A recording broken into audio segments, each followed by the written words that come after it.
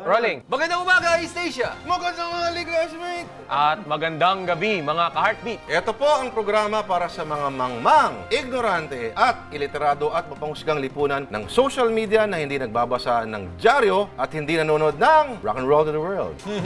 Easy. Welcome sa #1 news and commentary program na lalampaso sa ratings ng Tukaan 2015 sa IBC 13. Walang kukontra sa Kontrabando! Parang kulang, no?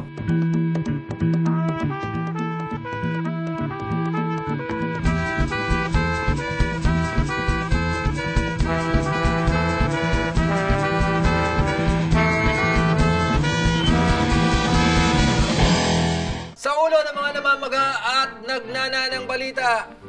Easy. Ano, bakit? Balita naman talaga yan eh. Chris Aquino, nagpabayo. Matrix. Yan. Lasing, binayo ang muka at pinagtripan ng kapwa lasing. Sa palakasan, paligsahan ng mga nakatrunks na tumalon sa tulay, patok sa Bosnia. At sa showbiz, ano kaya ang ekspertong opinyon ng pinakataklesa at pinaka walang prenong showbiz insider sa hashtag Aldab. Laging laman ng balita ang bawat utot at kibot ni Chris Aquino. Kaya naman, yan ang nakasulat sa script ng magpabiometric siya, hindi ito maiwasong tutukan ng media. Ang eksena sa pagbababayo ni Chris Aquino tampok sa report na ito. Kilala ang Quezon City bilang City of Stars at ngayon kabilang na rin sa QC ang biggest star of them all. Hindi si Herbert Bautista, walang iba kundi si Chrissy. Nagpa-biometrics siya sa Comelec bilang botante ng QC. Dito siya lumipat mula Makati. Bagong style ba yan para mapalapit kay Mayor Bistek? So, ang ilalagay ko yung bagong address na. Huwag nyo ilagay yun, ha? I-blur nyo, please.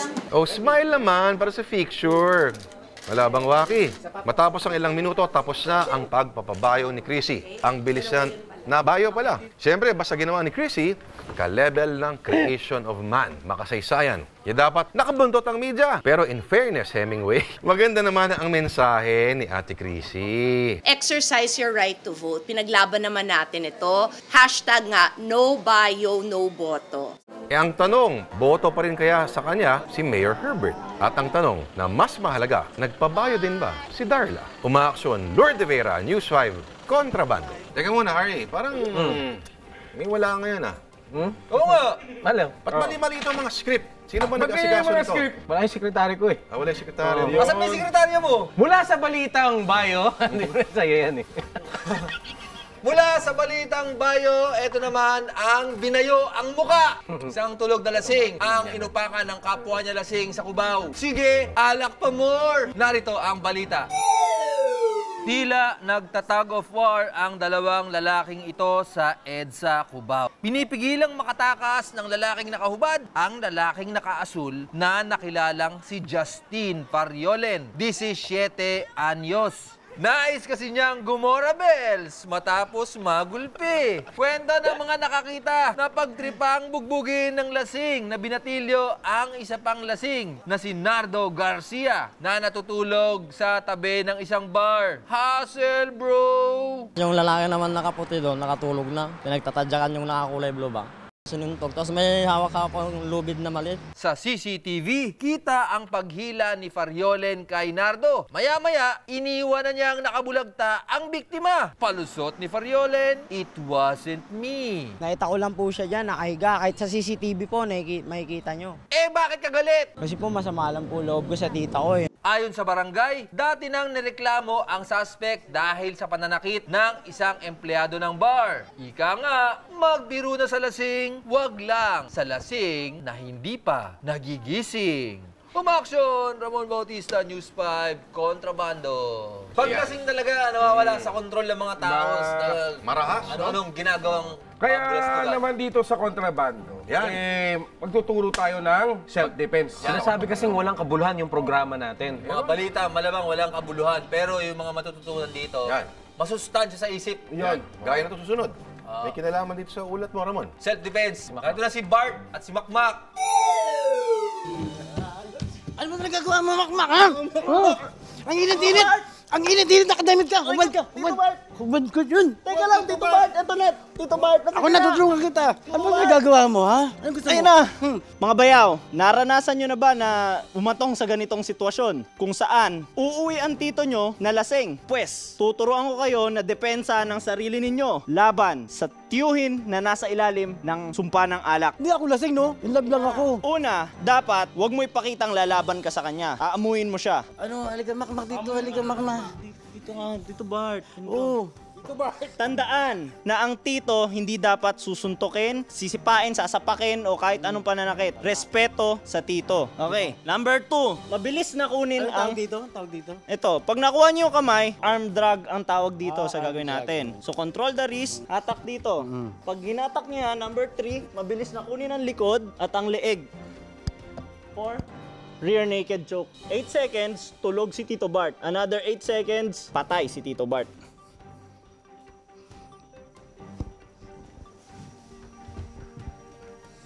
Tulog si Tito Bart.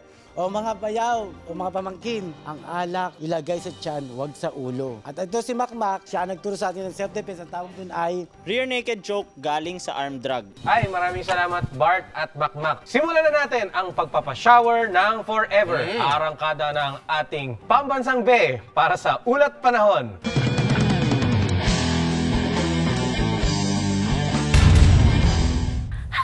Mga kapatid, may papasok na namang sama ng panahon palapit sa Philippine Area of Responsibility. Inaasahang papasok ito sa susunod na 72 hours pero hindi pa sigurado. Baka madelay o pwede din naman biglang mawala at lumipas sa Area of Responsibility ng iba. Gaya ng mga nagpaparamdam at naglalandi nang bigla na lang nawawala kasi nakakasyota na pala na iba. Kaya maganda ng mga payong at kapote, maghintay sa wala at umasa na uulan. Total, sanay naman tayo magabang. Talent mo yan eh. Okay, trivia time na. Mahuhulaan nyo kaya kung sino sa ating mga host ang pinakamadaming beses na friendzone ng taga-UST? A. Si Ramon Bautista. B. Si Jun Sabayton. C. Si Lourdes Vera. O kaya D. Si R.A. Rivera. Oh, sabihin nyo na lang ang mga sagot nyo dyan sa comments sa baba. Back to you, boys! Yan, sige, comment nyo na lang kung sino sa palagay nyo ang may pinakamaraming beses na na-friendzone ng taga-UST. Tama? Yan. Hindi na sila mapipigilan. Okay, sa puntong ito. Bayaw Ay, yun. anong balita dyan? Balita naman tayo sa mundo ng showbiz. Magbigay pugay sa pinakataklesa at walang prenong komentarista sa popular na kultura. Eto na si Tito Heinrich Smigman sa Showbiz Kachipan. Yun. Professional na professional. Dating ni Jun Sabayton ah. Bakit ano yan? Nung naging karton siya, gumanda yung boses? Kaibigan, chismisan na naman tayo. Pag-usapan natin yung Aldob na yan. Clap, clap, clap. Magaling, magaling. Yan ang tunay na komedy. Classic, malinis, nakakilig at entertainment na walang nilalait at ininsulto. Kaya naman pala natin gumawa ng ganyang klaseng komedya. Bakit ang iba puro kalandian at kababawan ang ginagawa? May mga lumiliyad pa na nagpapakita ng kuyukot. Kung hindi man ay gagaguhin ang isang tao para pagtawanan. Punyeta. Ang laking insulto nyo sa institusyon. Hindi nyo gayahin ang Aldob. Kumakanta lang ng lip sync. Patok na. At ang storyline, simple lang. Madaling intindihin at walang pautot. Pag bumitaw din ng patawa, swak sa timing. Ganyan dapat ang komedy. At patunay dyan, ang ratings ng It Bulaga ay sus. Walang-wala doon sa kalaban sa Channel 11. At yan ang showbiz balita sa araw na to. Gaya ng sinabi sa Aldob, ang tawag sa asawa ni Babalo ay babala. Pero ano naman ang tawag sa asawa ni Jin Saburit? Ngayon ko na ata nakita na hindi masungit si Tito Aimee. May nagustuhan din siya. Sa wakas. Sa wakas. Hindi talagang phenomenon yung Aldab na yan. Aldab na yan. At yan ang makapanood nyo po, hindi sa Channel 5. May isang psychologist kasi na nagsabi na parang ano din yan, parang fairy tale, kaya gusto-gusto ng mga tao. Napapanood kasi dito sa News 5 Kontrabando. Fable eh. Fable. Puro mga hayop. Easy. Huwag ganyan. Hindi kasi kahit na ilang linggo na nating sinusubukang mag-viral o kaya mag-trending, hindi naman natin nagagawa. Wala. Hindi, wala. Supot eh. Pero hindi yun. Dali mo. Hindi, kasi yung mga viral na bagay, hindi yan na pinaplano. Hindi pinaplano yan. Tulad nitong i-interviewin ni Hipag Bea sa susunod na segment at wala pang pangalan. Hindi, pabebe ko, pabebe mo. Parang kapwa ko, mahal ko. Ito, may special interview tayo live from SM Dasmariñas. SM Dasmariñas. From SM Dasma. Pasok. Narito po ako ngayon sa gilid-gilid ng SM Dasmariñas. Kasama ko po si Miss Jaderine Elias, o ang ating pabebe queen. Hi, Jade! O, ginawa na kita ng nickname. Ikwento mo sa akin paano nagsimula tong pabebe videos mo. Nagsimula po yun nung kumain po ako nung mamon sa SM Dasma na nag-iisa lang po talaga ako nun. Pauwi na talaga ako nun pero nagutom ako kaya naisip ko kumain ng mamon. Okay, so doon na talaga nag-start lahat. Actually po, last year pa po yung video na yon. Tapos, hindi pa siya masyadong nakilala. Pero may mga videos na po ako na sumunod. Tapos pagdating nitong mga May, nagulat na lang po ako na parang nag-viral nga siya. Sa tingin mo, Jade, ano ang importance ng pagiging pabebe sa ekonomiya ng Pilipinas? Sa tingin ko, wala. Kunyari, mag-isa tayong dalawa dito sa SM Dasma. O, paano ba simulan ang pabebe video? Una, kakain kung paano kumain yung mayaman. Paano yun?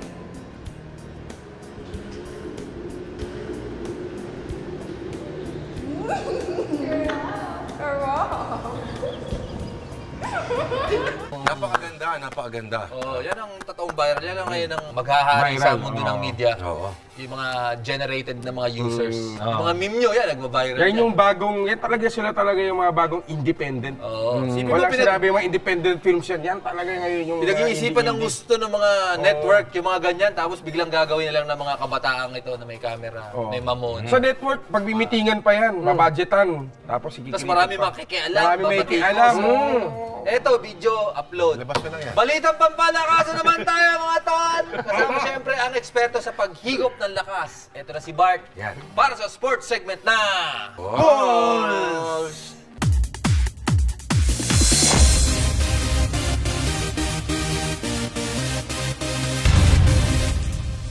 Kung si Jiggy Manikad sinabi nagdagsa ng mga tae, ako naman nagdagsa ng mga papa. Patuloy kasi ang Cliff Diving World Series sa Bosnia, ang Herzegovina, sadyang walang magawa ang ibang tao. Tumalon sila mula sa tulay na may taas na 90 feet. Katumbas niyan ng siyam na pinagpatong-patong na basketball court. Nagmukhang laborake ang event dahil sa sandemakmak na tao. Pero ang mahalaga, ang daming papa naka-trunks lang. Siguradong Raynon Bagatsing silang lahat. I love it. Pwede bang ako na maglaban ng mga trunks nyo? O sabi ni Kuya, approve daw. Papakilas na kung ano man ang score nyo. Basta mahalaga, ako ang maka-score sa inyo. Kung sawa na rin kayong mag-dive sa tubig, pwede kayong mag-dive sa puso ko. Bibigyan ko pa kayo ng pang-load sa pang-dota nyo. Diba? Back to you, boys. I love you, Papa. Ibang klase talaga. Ayan. Okay. Tatalo natin ang programa Sagupaan. Teka lang. Bago yan. News brief.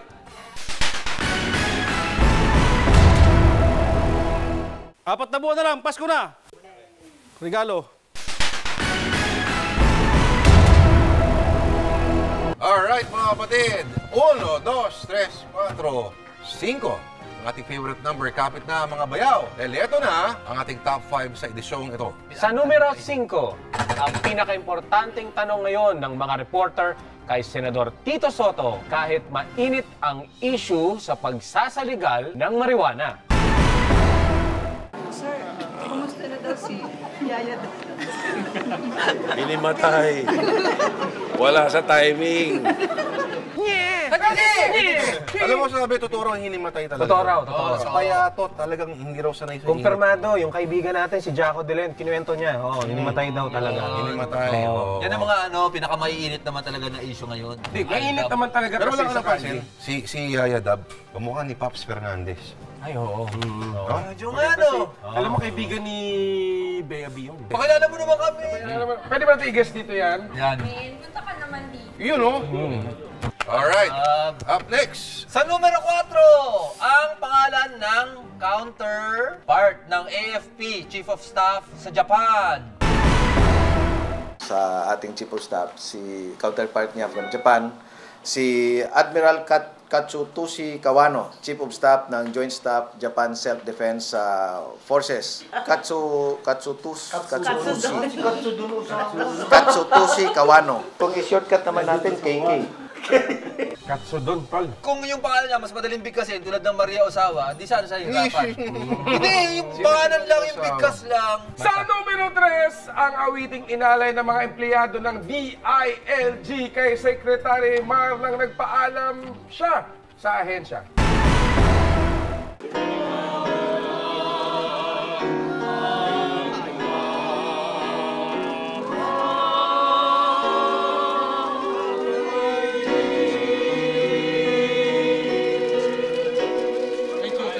Problema yan. Paano yung mga susunod na sekretary ng DILG? Sabi nila, kumanta kayo, ikaw lang siya. Si Marroas ang mamahalin. Paano yung mga susunod? Pwede dalawa daw kasi pinagpilihan. Papalitan ng kanta. Ay, bukas pa. Easy! Huwag kanya i-edit out yun! Yari ka!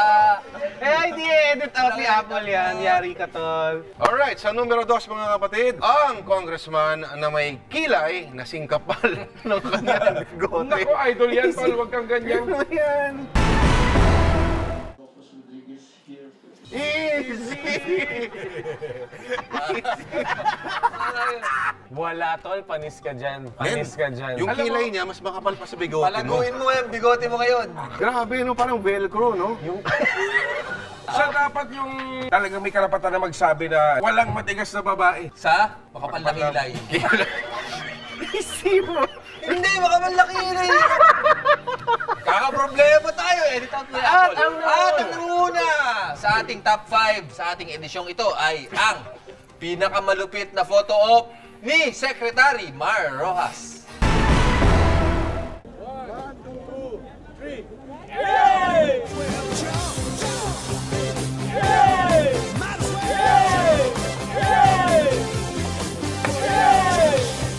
One, two, three! Hey! 1, 2, 3! Hey! 1, 2, 3! Hey!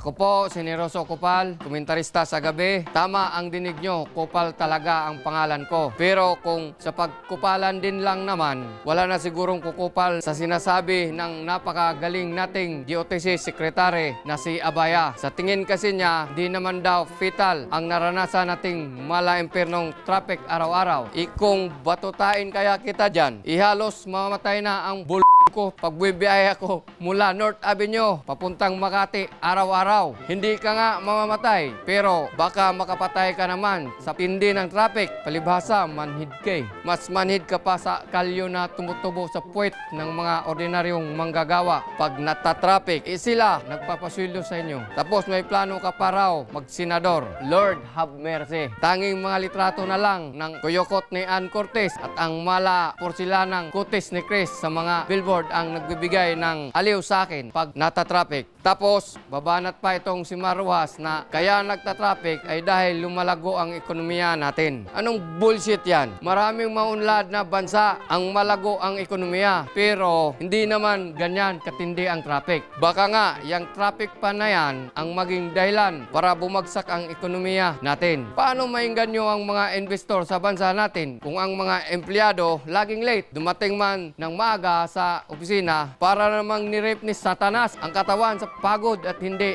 na productive. Hindi ako nag-aaral sa mga premyadong universidad sa Amerika, pero simple lang ang nakita kong solusyon. Enforcement lang yan. Kung maayos lang ang pinatutupad ang napakarami nating batas sa kalsada, mabawasan ang traffic. Kupal din kasi ang ilang motorista at commuter, sasakay at bababa sa hindi tamang sakayan. Pero kung mahigpit ang enforcement, matatakot yung mga yan na lumabag sa batas trapiko. Parang ako lang yan. Di obra ang tigas ng batuta ko sa tigas ng kamao ng misis ko. Alright. Tawagin mo natin, papasukin natin si Jade at saka si Bea. Ayan, si Jade. Si Bea. Dumating na sila from SM Dasma. SM Dasma. Hello po. Bati ka. Ay, hello po kay Mami tsaka kay Daddy sa mga kapatid ko. Saka sa SMD. Tsaka sa SMD. Anong kurso mo ba ngayon? Tourism po, Tito Lu. Nakita ka, sabi tulisim. Yan ang kurso mo, tulisim. Salamat, Jay. Thank Tulisan. you. Hindi, tsaka Mabuti ha. Subukan mo nga ikaw nga magbasa nun. Basahin mo nga yan. Maraming salamat. Marayan. Sige, game. Ilapit natin, Mike. Salamat, generoso. Kupal. Kupal, ang ating maginoong security and counter-terrorism Expert. expert. Yan. Ganda. Thank you. May future ka sa broadcasting. Ano yung Ano yan? yan? Ano yan? Trophy, basahin mo. The Educ Circle, Most Outstanding Educational Show Host of the Year, Jun Sabayton! Salamat! Thank you, thank you! Anyway, congrats, Lord de Vera! Congrats, Lord de Vera! Congratulations! Thank you po sa Educ Circle, sa lahat ng mga estudyante at mga profesor na bumoto. At yan, isa na namang edisyon ng mga namamaga at nagnananang balita. Ito ang programa para sa mga mangmang utak biya na mga papanghusgang lipunan ng social media na hindi nagbabasa ng dyaryo. Sa ngalan ni Lord de Vera, ayan, award-winning host, R.A. Rivera, Director na may Sekretarya, Jun Sabayton, B.S. Tulisim, cute na Bea, Mark, at si Kupal, ako, si Ramon Bautista. Wala akong kontra sa... Kontrabando!